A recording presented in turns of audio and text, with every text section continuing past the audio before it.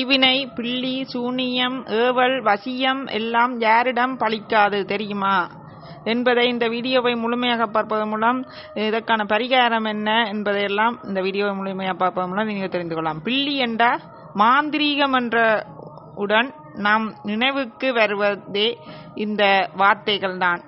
ஒரு மனிதன் வழக்கமான செயற்பாடுகளில் இருந்து குழப்பி அவரது எண்ணம், செயல், சிந்தனைகள் நம் கட்டுக்குள் கொண்டு வந்து அவரை நம் விருப்பப்படி ஆட்டிவிக்கும் மாந்திரிக முறையே பில்லி எனப்படும். சூனியம் என்றால் ஒன்றுமில்லாத ஒரு நிலை, அதாவது ஒரு மனிதனை ஒன்றுமில்லாமல் போகச் செய்வதன் மூலம் அவனை முடக்குவது அல்லது அழிப்பதே இந்த வகை மாந்திரிக முறையாகும். அதாவது சூனியம் வச்சுட்டாங்க, அதாவது நல்லா இருந்தவன் பணக்காரன் இருந்தவன் பிச்சைக்காரன் ஆவான். அதே போல சில பேர் நல்லா செயற்படுவன், நல்லா படித்து கொண்டு நல்லா ஓடி விளையாடி கொண்டு நல்ல வடிவா வேலை செய்து கொண்டு இருந்தவங்கள் திடீரென அழிவு பாதையை நோக்கி செல்வது அதுதான் காரணம். சூனியம் என்றால் ஒன்றுமில்லாத ஒரு நிலை, அதாவது ஒரு மனிதனை ஒன்றுமில்லாமல் போகச் செய்வதன் மூலம் அவனை முடக்குவது அல்லது அழிப்பதே இந்த வகை மாந்திரிக முறை. இவை பெரும்பாலும் குறிப்பிட்ட ஒரு மனிதனின் ஆடை, அணிகலன்கள், முடி, காலடி மண் போன்றவைகளை கொண்டு செய்யப்படுகின்றது. ஆடை, அணிகலன்கள், முடி, காலடி மண், அதன் முடியெல்லாம் தலையெல்லாம் இழுத்துட்டு கண்டபடி போடக்கூடா என்றது. வசியம் தொடர்ந்து பார்க்கலாம். வசியத்தை பார்க்கறது இதுவரைக்கும் வீடியோக்களை சாப்பிட்டு கிளிக் பண்ணி கிளிக் பண்ணுங்கள். இது வசிரஜி ரகசியம் சேனல். லைக் பண்ணுங்கள், கொமான் எழுதுங்கள். பரிகாரம் சம்பந்தமாக தான் விரும்பிய அல்லது விரும்பாத ஒருவரை முழுமையாக தனது கட்டுப்பாட்டில் வைத்திருக்க உதவுவதுதான் வசியம். இது ராஜவசியம், லோகவசியம், சர்வவசியம், மிருகவசியம், ஆண் பெண் வசியம் என தேவைகளின் அடிப்படையில் செய்யப்படுகின்றது. பெரும்பாலும் இந்த வகையில்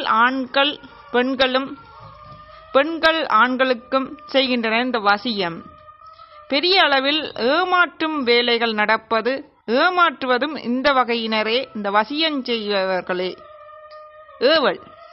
ஏவல் என்பது ஒருவரை அவன் விரும்பாத அல்லது உடன்படாத காரியம் ஒன்றினை செய்திடும்படி ஏவுதல் ஆகும். அதாவது ஒரு மந்திரவாதியோ இந்த ஏவல், பில்லி, சூனியன் செய்வினை செய்ய தெரிந்தவன் ஒருவரை கட்டுப்படுத்தி தான் விரும்புவது போல் ஆட்டி வைத்தல், தான் சொல்லுவதை செய்ய வைத்தல். அவன் எங்கிருந்து சொன்னாலும் கட்டுப்படுத்தவன் கேட்பான். ஏவல் என்பது ஒருவரை அவன் விரும்பாத அல்லது உடன்படாத காரியம் ஒன்றினை செய்திடும்படி ஏவுதல் ஆகும். பூசையில் வைத்து மந்திர சக்தி ஊட்டப்பட்ட உணவுப் பொருட்களை உண்ணக் கொடுப்பதன் மூலமாக ஒருவரை ஏவலில் சிக்க வைக்க முடியுமா? இந்த வகையில் நன்மையும் செய்யலாம், தீமையும் செய்ய முடியும். செய்வினை என்றால் தனக்கு விருப்பமில்லாத ஒருவன் எல்லா வழிகளிலும் கெட்டு அழிந்து போக செய்யப்படும் மாந்திரிக முறையே செய்வினை எனப்படுகின்றது. மிகவும் கொடுமையான மாந்திரிக முறைகளில் இதுவும் ஒன்றாகும்.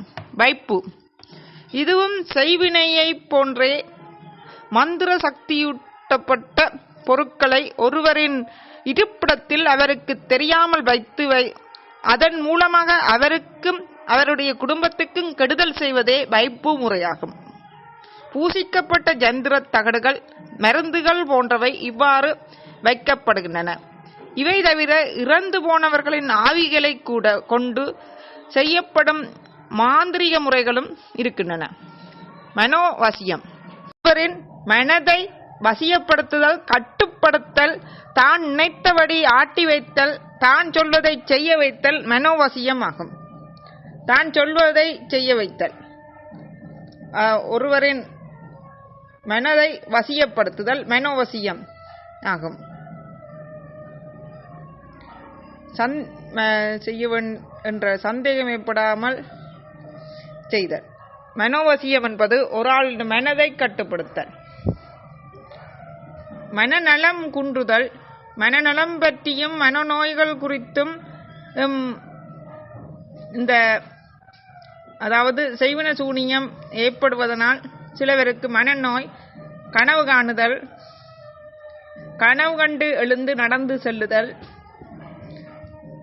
திடீரென மெலிதல், பசியின்மை, வீட்டில் இருக்கும் பொருட்கள் திடீரென காணாமல் போய் மீண்டும் அதே இடத்தில் காணப்படுதல், வேறு இடத்தில் இருத்தல், ஒரு இடத்தில் வைத்த பொருள் இன்னொரு இடத்தில் இருத்தல், யாரும் கூப்பிடாமல் கூப்பிடுவது போல் இருத்தல், காதுக்குள் இறைவது போல் இருத்தல் போன்றன செய்வன சூனியம், வசியம் போன்றன செய்யப்படுகின்றது. மாயம், மந்திரம், மாந்திரீகம் என்று மனோவசியம் மற்றும் மனநலம் குன்றுதல் பற்றியும் மாந்திரியத்தின் முக்கிய செயற்பாடு ஆகும். மனதை சிதைத்து அதன் மூலம் அவரை செயலற்றவராகவோ அல்லது பிறர் பேச்சை கேட்பவராகவோ மாற்றுவது, உணவில் நஞ்சுத்தன்மையை செலுத்தி அதன் மூலம் உடல்நிலையை பாதிக்கச் செய்வது, ஒருவரின் பார்வையிலோ பயம் தரும் விஷயங்களை வைப்பது அல்லது காது பட பயம் தரும் விஷயங்களை பேசுவது, அதனால் அதிக பயம் கொள்ள செய்வது. பாதிப்படையும் கிரக நிலை. ஜாதகத்தில் லக்கினம் மற்றும் லக்கினாதிபதி 6, 8, 12 தொடர்பு பெற்று பலமிழந்த நிலையில் இருந்தால் இந்த செய்வன சூனியத்தினால் வெகு விரைவில் பாதிப்படைவார்கள். 6, 8, 12ஆம் இடத்தில் பலமிழந்த நிலையில் கிரகங்கள் இருப்பது. அடுத்தது சந்திரன் லக்கினத்திற்கு 4 அல்லது 8 அல்லது 12 ஆகிய வீடுகளில் நிற்பதும் செய்வன சூனியம் செய்யும் போது பாதிக்கப்படுவார்கள். அதாவது இவர்களால் கட்டுப்படுத்த முடியும் இப்படியான அவர்களை. சந்திரன் நீசமடைந்து சனியுடன் சேர்ந்து நிற்பதும், சந்திரன் ராகுவோடு சேர்ந்து கால புருஷனுக்கு 6, 8, 12 வீடுகளில் நிற்பதும், ஆத்மக்காரனாகிய சூரியன் கேதுவோடு சேர்ந்து காலபுருஷனுக்கு 6, 8, 12 வீடுகளில் நிற்பதும், தேய்புரையில் பஞ்சமிக்கு பிறகு வரும் திதிகளில் குறிப்பாக அஷ்டமியில் பிறந்திருப்பதும் குழந்தை அல்லது இந்த ஜாதகர், சர்ப்பகாலத்தில் சந்திரன் குறைந்த பட்சி பலம் பெற்று நிற்பதும், இந்த காலங்களில் பிறந்த இந்த ஜாதகம் நான் சொன்ன போல இருந்தால் இல்லாட்டி ராகு நீசமடைந்திருந்தாலும் செய்வன சூனியங்களால் பாதிப்படைவார்கள். ஜாதகம் பலம் பெற்று இருப்பவர்களும் விபூதி, சந்தனம், குங்குமம் வைத்திருப்பவர்களையும் வீட்டில் துளசி மரம் இருந்தாலும் செய்வன சூனியம் அண்டுவது கஷ்டம், வைப்பது கஷ்டம். மன பாதிப்பு எப்போதும் ஏற்படும். சந்திராஷ்டம காலங்கள், அமாவாசை போன்ற சந்திர பலம் குறைந்த தினங்கள், 7.5 அஷ்டம அத்தஷ்டம சனி காலங்கள், சந்திரன் சனி ராகு தசாபுத்தி காலங்கள், சந்திரன் கேது புத்தி காலங்கள், சூரியன் ராகு கேது திசை புத்தி காலங்களிலும் செய்வன சூனியம் வைக்கும் போது மன பாதிப்பு ஏற்படும். யாரிடம் அபிசார முறைகள் பயனளிக்காது. வேதத்தை ஓதும் அந்தணனிடம் அபிசாரம் பயனளிக்காது. இந்த செய்வன சூனியங்கள் பயனளிக்காது.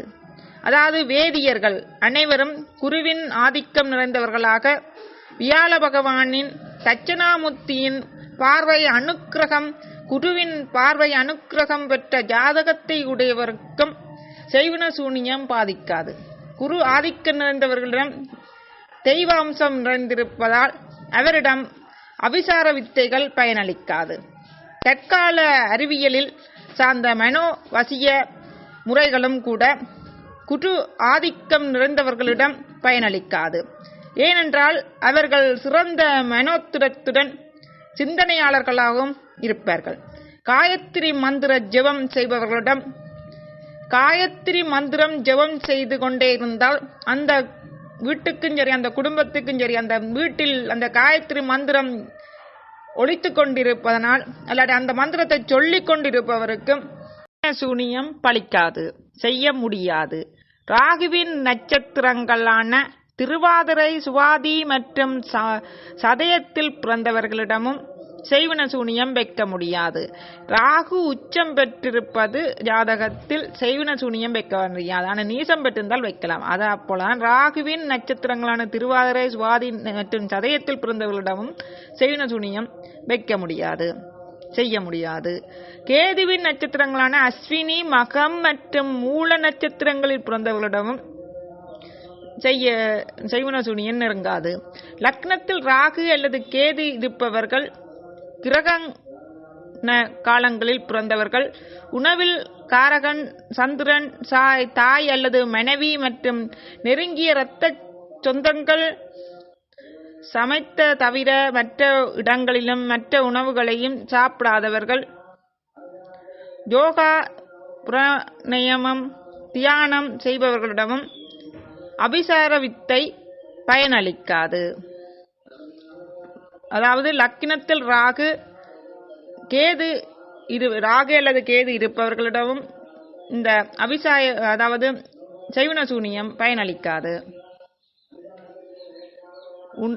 உணவின் காரகன் சந்திரன், தாய் அல்லது மனைவி மற்றும் நெருங்கிய இரத்த சொந்தக்காரர்கள் சமைத்ததை தவிர மற்ற இடங்களில் மற்ற உணவுகளை சாப்பிடாதவர்களிடமும் செய்வன சூனியம் பலிக்காது.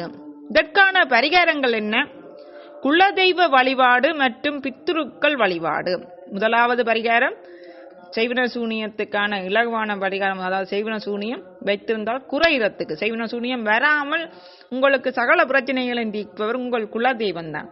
குலதெய்வ வழிபாடு ஒரு நல்ல காரியம் செய்யும் சரி, முதலாவது குலதெய்வத்தை வழிபட்டுட்டு குலதெய்வ கோயிலில் போய் பொங்கி படைத்து வழிபட்டுட்டு செய்வதே நன்று.